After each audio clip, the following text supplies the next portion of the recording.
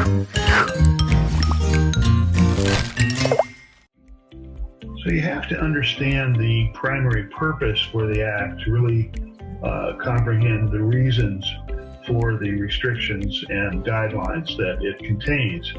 The purpose was originally to eliminate abusive collection practices by creditors. So let's use a simple example to illustrate the point.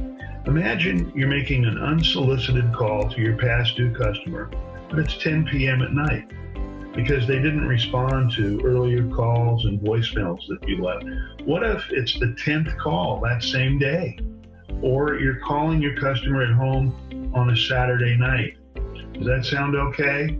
Well, it's definitely not.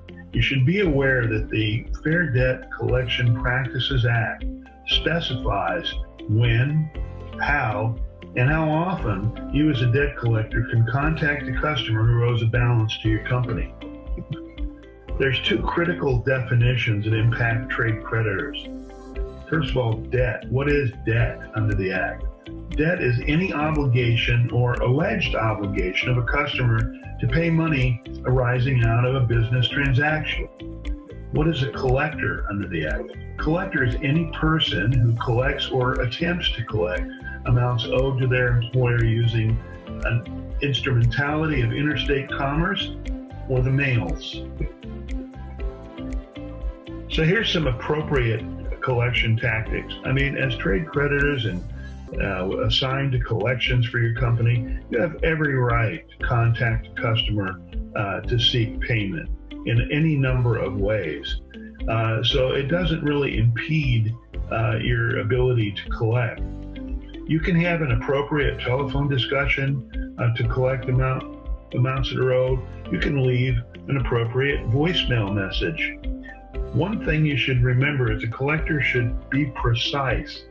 Don't leave long, detailed, or threatening messages to a company that owes your company money. We'll get into that in a little more detail. Appropriate trade creditor collection tactics. You should avoid calls before or 8 a.m. and after 9 p.m.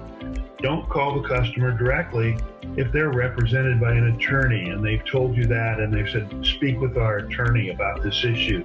Don't call that customer directly.